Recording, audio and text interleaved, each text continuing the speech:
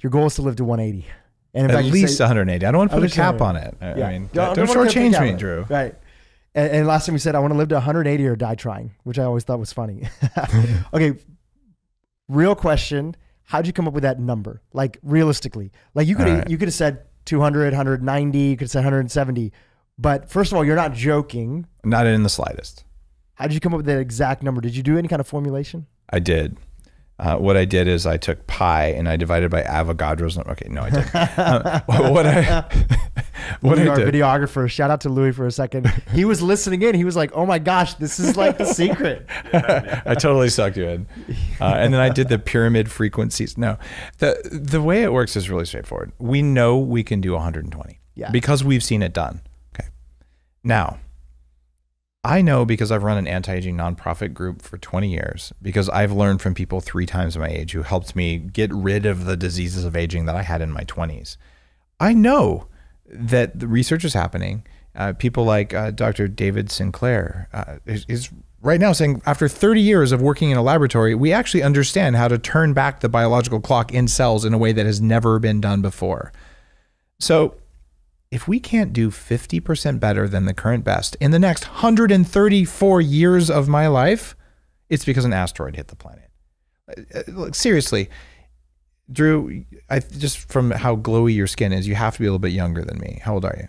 I'm 37. 37, all right. I'm 46. So do you remember microfiche?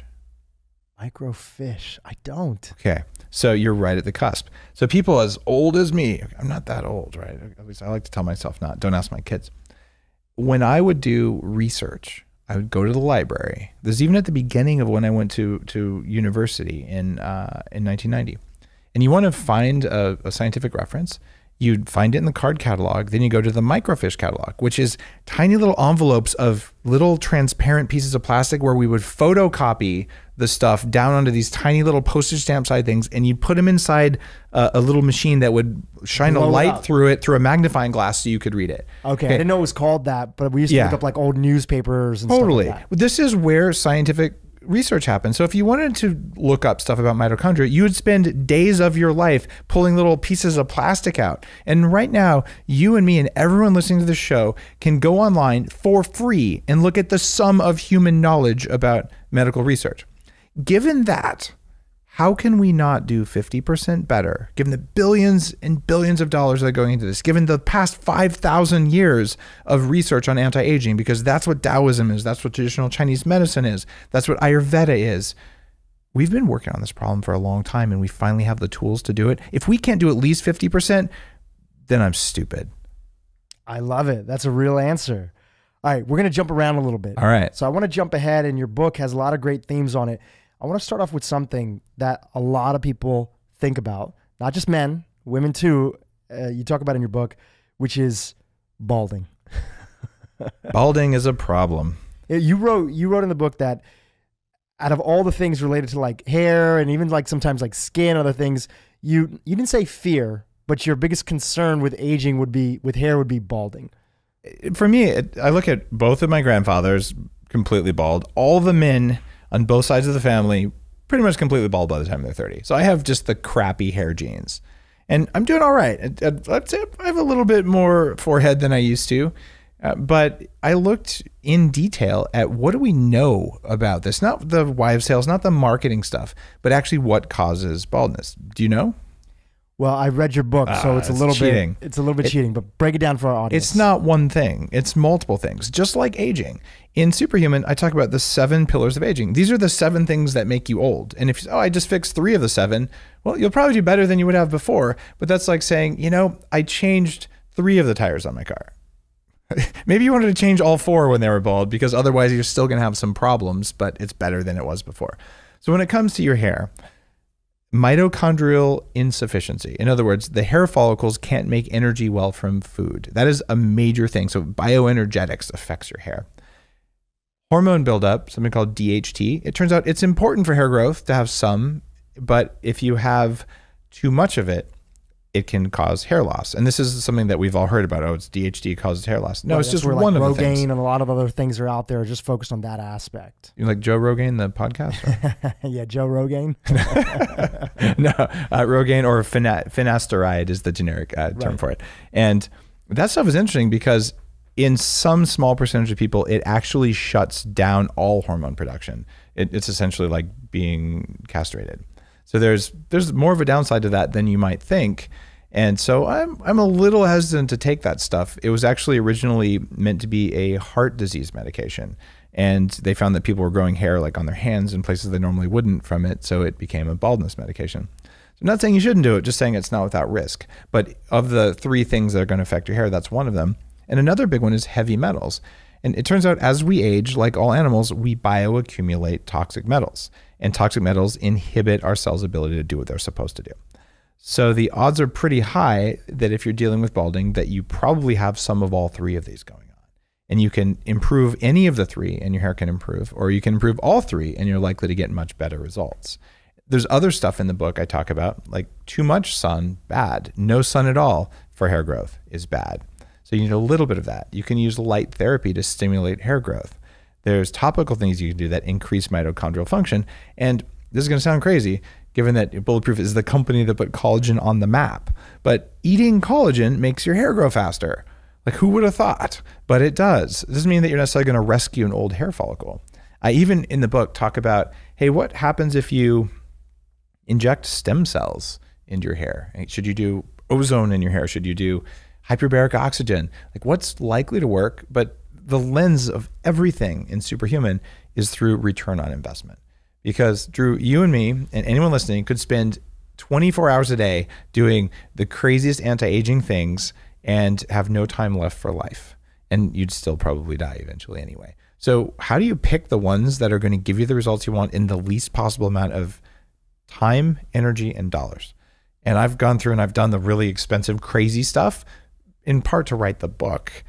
And also in part because when it really works dramatically, if it costs $50,000 to do something now, well, A, because I'm writing a book about it, I probably got it for a lot less than that. And B, it'll cost $5,000 in 10 years. It'll cost $500 in 15 years. And it'll cost $50 in 20 years, just like cell phones did. So anti-aging technologies are just coming online. And part of the reason I wrote Superhuman is our mindset of age is you are powerful, you are wise, you move under your own power, you look pretty darn good, you have an active, fun sex life, you have a social life, and you have the energy to do all this stuff and you like it. And if that's where you're going, you change the decisions you make right now. And maybe you'll pass on the French fries because you know there's just better stuff to do and you don't want to take these thousands of micro hits that we take every day with small choices. You make better choices. You eat food you love that makes you feel good and makes you age less quickly. And as you do that, these amazing technologies are coming online and they're getting cheaper and cheaper and cheaper. That's the possibility. That's showing what the possibility is moving forward. We can't fully talk about the possibility without addressing the hidden beliefs that people have about aging. In fact, you kind of started off the podcast by talking about this like decrepit idea that people have of aging. You were interviewing Maria Shriver, mutual friend. I love Maria. And you were interviewing her on your podcast, and she was saying, Dave, I know you want to live to 180 and you can have that goal. Like I don't want to live that long. And that kind of led to like a discussion and a conversation that you talk about in the book of, well, what are your beliefs about that? Part of why you wrote this book is about, okay, what's possible? Can we live longer? But what does also mean to live better? So where did these beliefs come from? And sometimes it's like, let's state the obvious, like what are the beliefs that people do have about what is possible when it comes to aging right now? If you believe that life is meaningless, you have no purpose in life, you should probably check out now. Like seriously, why are you here? And if you don't know the answer to that, that's your number one thing to figure out. And when you have something that's worth living for, that gets you up in the morning, every morning, then you start saying, you know what? I think I like this and I want to do it. So if you're dealing with depression or you're just searching for a reason to be here, it's okay. But you deal with that first. And when you get that solved, you realize that life is precious and that wisdom is precious too. And if you're young, one of the best things you could possibly do is find someone 2 or 3 times your age and become friends with them. And I'm fortunate that I had most of the diseases of aging before I was 30. I had prediabetes, I had high risk of stroke and heart attack, cognitive dysfunction, arthritis, stretch marks, all kinds of bad stuff that no one in their 20s should have. And it was a combination of the things that I've written about in the book, toxic molds, heavy metals, and other just genetic things, right? If I could hack those things, then most people listening didn't start out with chronic fatigue syndrome and all the other crap that I've reversed. But one of the reasons I was able to do this is a friend said, Dave, you should go hang out with this anti-aging group in the Bay Area. Like, I'm not even 30. Why? And they said, just go. These are your people. So I'm already taking smart drugs. I'm trying to fix myself.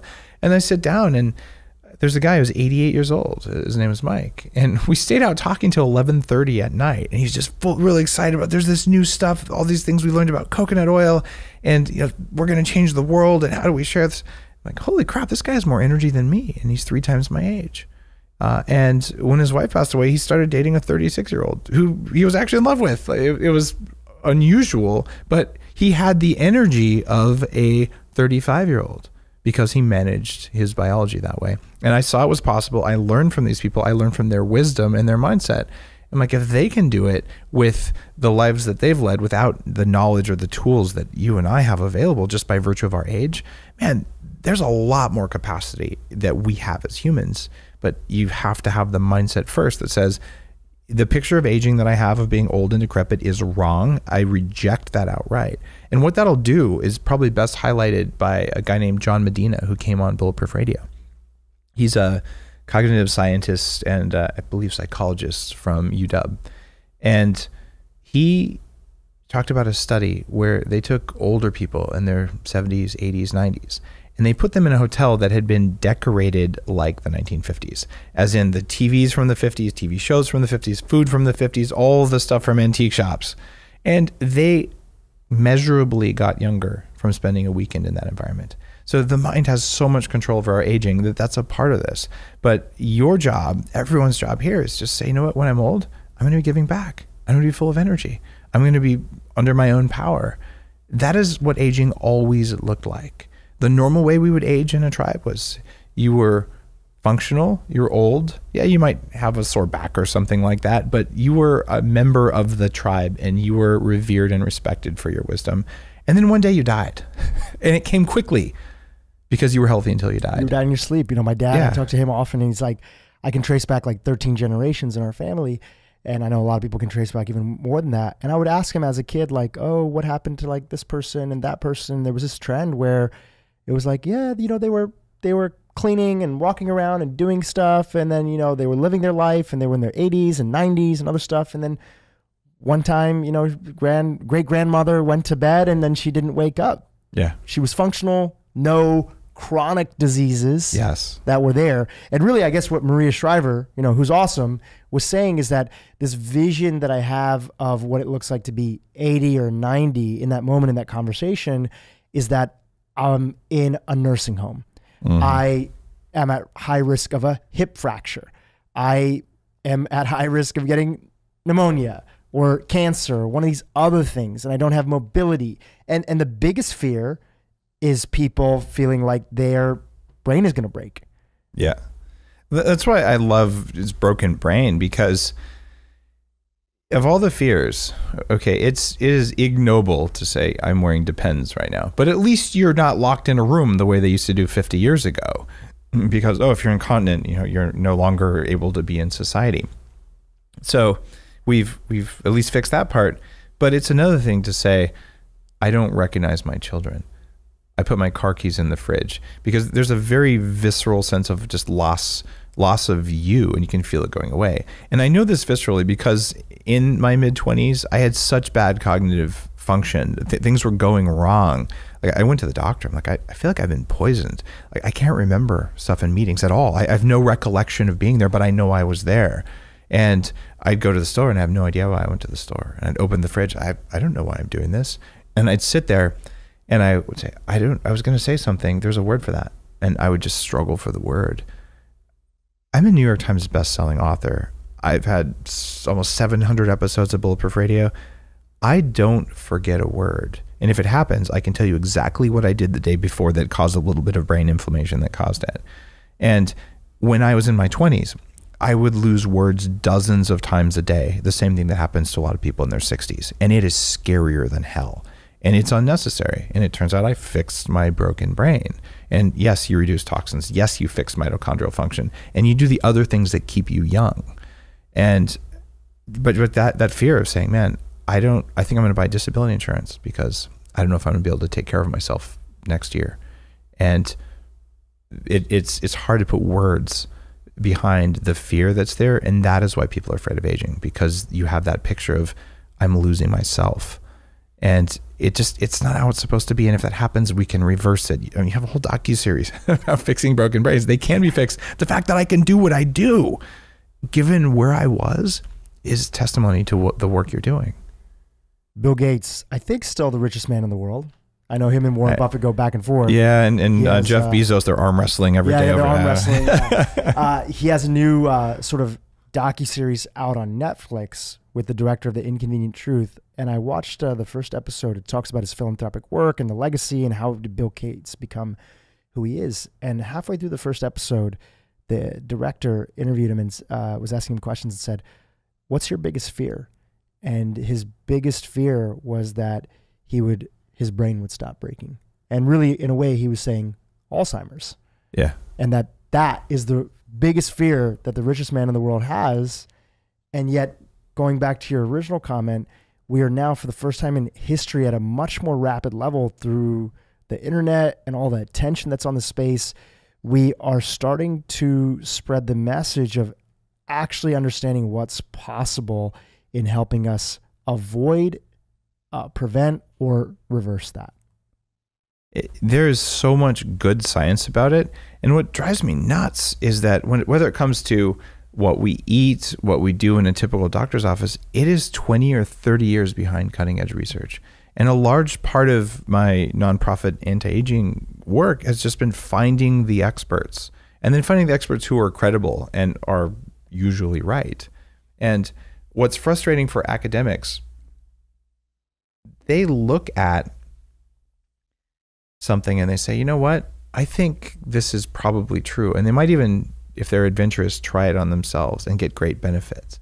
But if they publish something that says it's true and they don't put, but more research is needed at the end, and then someone else publishes something, even something that is flawed, that says the opposite, they lose their academic stripes. They lose respect.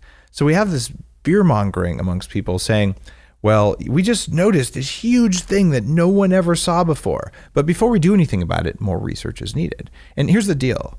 You and me and everyone listening to this, we're on the path towards dying. And we can wait until more research is completed, or we can do the things that are most likely to be beneficial right now and course correct as we go.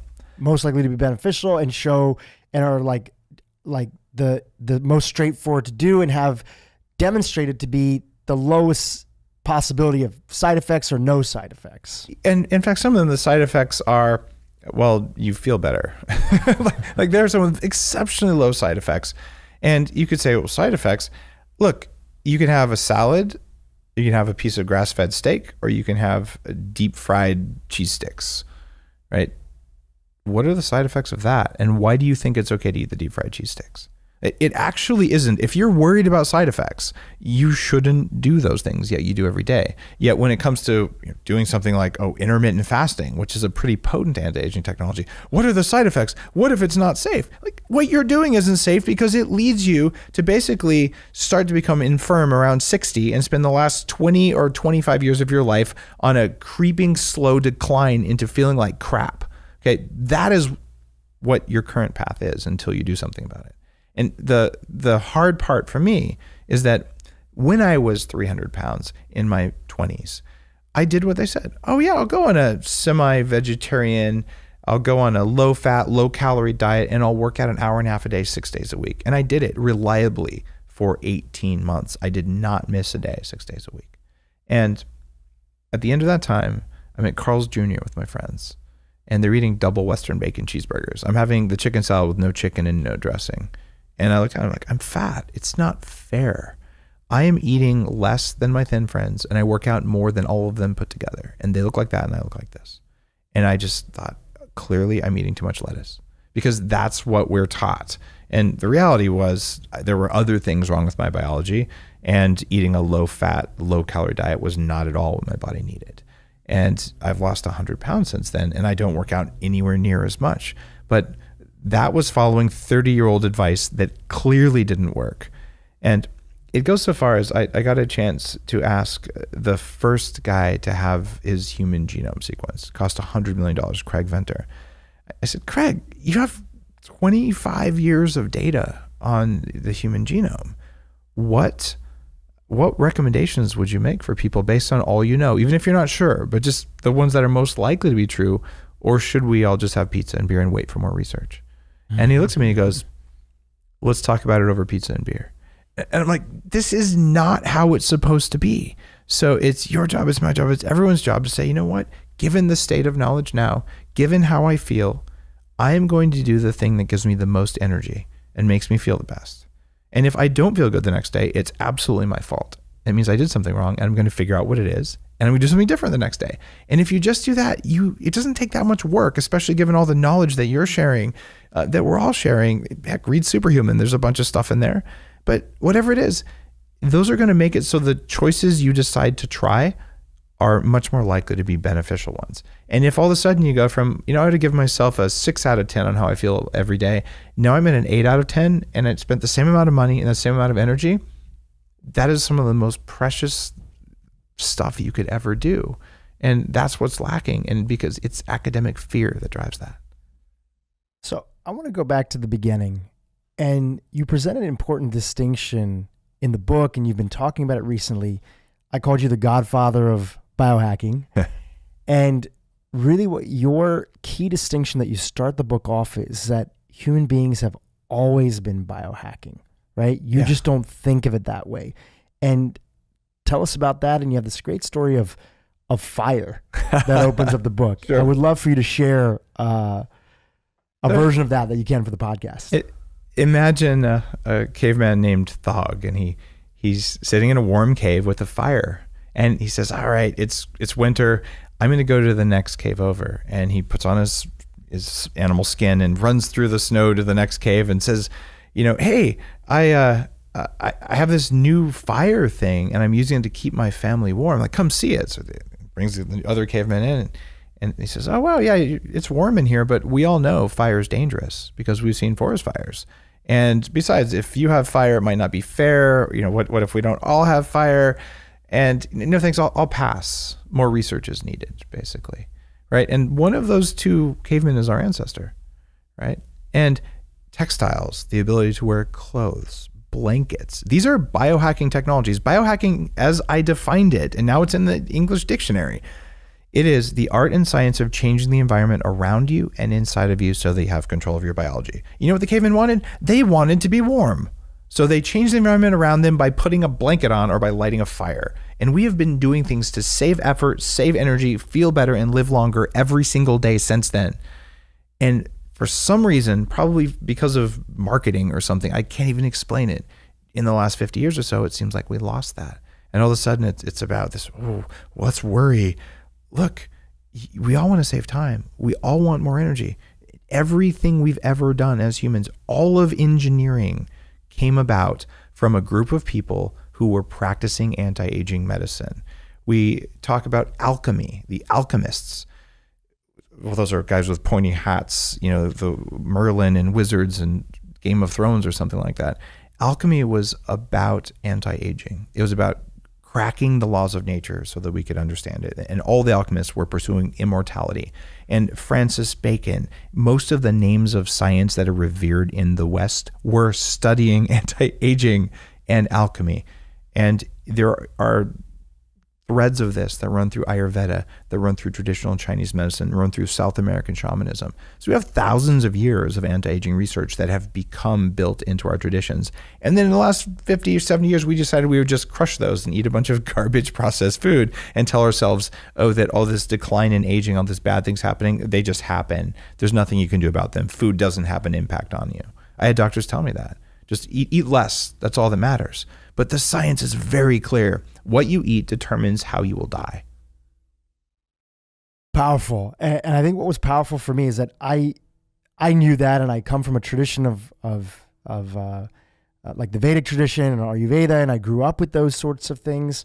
And I think when I look back at like the last 50, 100 years, there's so many factors that all happened, a lot of them beautiful through the growth of technology and our ability to live the life that we have now and have lights and the internet and cameras and other stuff and the Industrial Revolution. It all changed so quickly that there's a distancing between doing something and noticing the difference. It's almost like our diet and lifestyle has changed so much that even if people alter something a little bit small, first of all, they look around and everybody's feeling fat and sick. Right. So you just feel normal. It's just a normal sign of aging. If everybody's in the nursing home, you forget about a time that people weren't. So it's almost like as a society, we've lost our memory and we have to be retold that, hey guys, it wasn't always this way. It wasn't that way. And we also have this crazy, it's a very Western scientific notion, and it's full of scientific hubris and arrogance. And it's that I'm only going to change one variable. I'm going to control for all the other variables. In a way, you know, I met Craig Venter once. I don't know him well, but it's sort of like from what I've heard about the project and the continuation of that and other people that are in the traditional space of longevity, we're looking for the one thing that leads to all the answers. And it's such crap because I come from a background of computer hacking. I used to teach at the University of California. I ran the program for web and internet systems engineering. So the internet is a distributed system of millions and millions of computers that all do different things at different times, yet somehow you can influence it. The cells in your body are the same way. Cells have anywhere from 100 to 15,000 ancient bacteria embedded in them that run a bacteria decision-making process. And there's quadrillion cells or so in your body, depending on how you want to count them. And you look at all this stuff and you go, wow, there's a lot of complexity in this system. What makes you think that one thing is going to change a system that complex, right? What makes you think that one thing is going to build a road? It's not one thing. You needed a steamroller, you needed a shovel, you needed raw materials. So changing one variable and expecting something to happen is actually less productive than masturbation. You feel really good about yourself for doing it, but nothing productive happened at the end. So here's what you do if you're a biohacker. And that's one of the reasons I helped to create that field, is that it was born out of frustration because I said, I'm going to try these vitamins. I'm a scientist. I'll try vitamin C for a month, and then I'll try vitamin B for a month, and I'm going to see which one works. And then I did the math one day and I said, I'm going to try one nutrient per month for the rest of my life and it won't be done. But it turns out we understand pathways, and you can say you need this one and this one and this one and this one. So the way you get results, if you want to fix your brain, you do everything that you can afford that is likely to work all at the same time. And when you do that, you wake up the next day and go, I got my brain back. And then you say, I wonder if they're all useful. And let me stop doing some of those and see if I go backwards. But if you're hoping you'll get the result by only doing one thing at a time, you're not getting it right. In Superhuman, like, look, there's 4 things that are likely to kill you if you're average, right? And it's diabetes, it's heart disease, it's cancer, and Alzheimer's. Those are going to get most people if they're average. But let's say that you avoid dying of those things, which is a small portion of the book. What are the 7 things that are going to make you old, the things you must manage? Now, if you have that Western scientific humor that says it's one thing, okay, which one thing do you do to maintain your car? Do you replace the tires when they're worn out, or do you change the oil? Maybe you do both. And so the academic discipline that says, I want to boil things down to figure out the one thing is useful and valuable. And it's how we discover knowledge. But the way we get results as clinicians in clinics working with patients, the way we get results as people caring for our system is to do what works and then figure out which of the things was the most important and which combination is important. And when the researchers say, I controlled for all variables, did you know, Drew, that a major variable that no one tracked and no one understood was that when women feed mice in the lab, their hormones are different than when men feed mice? Yeah, I had never heard of it before, and I'm pretty deep in this space. I actually heard it first when I listened to your podcast with Dak Shepard. Nice. And you could hear they were like, wait, what? And also, how many times have you read a paper on PubMed on mice where they told you the type of lighting used above the mouse's cage? Because I could show you a lot of studies about fluorescent lighting, circadian timing, and oh wait, are mice nocturnal animals? I wonder if that is an important variable, because it is, and it wasn't tracked. Oh, and by the way, how many studies have you seen that look at the phase of the moon? Because my wife's an emergency room doctor, and any ER doctor or cop will tell you that when there's a full moon, people go bonkers and the ER is full. So that has some biological effect. Was it tracked? No. So we just believe that we controlled for all variables, but you cannot control for all variables in life because we don't know which ones matter yet. Freakonomics, great podcast. I don't know if you listened to it. They did a whole series called Bad Medicine. It's a 3-part series. And in one of the series that they did, I think it was the third one, they basically said that a big meta-analysis of other studies came out and said that upwards of like, I'm going to put in the show notes so that you can see exactly the percentage, but I know that it was higher than 30 and I think it was lower than 60% of the studies that were published out that they tried to replicate were not replicatable. Mm-hmm. So studies get 60. published. Yeah. Studies get published all the time. And just because they get published and they're peer reviewed, when somebody tries to go back and do that study, they don't necessarily get the same results. And sometimes it's crazy. Like in the history of the opiate receptor, just discovering the opiate receptor, there was a major mistake made over sodium versus calcium EDTA, because the first person who wrote the study just wrote EDTA and didn't define which metal ion was on it. Okay, little stuff like that happens all the time. And so, yeah, it can't be replicated. Or maybe it was something else because they had a woman feed the mouse and they got results. And it's our job to understand what those are. But as humans that have onboard systems and the ability to order lab tests, we can now say, you know what, the study of mice says this ought to work. Let's try it for a day or a month or a year, and let's track our results. And if we get the results that were predicted by the study with a reasonable theory of causation, we can say without a double-blind clinical trial, damn, that worked. And when I stopped doing it, it went away. And when I did it again, it started again.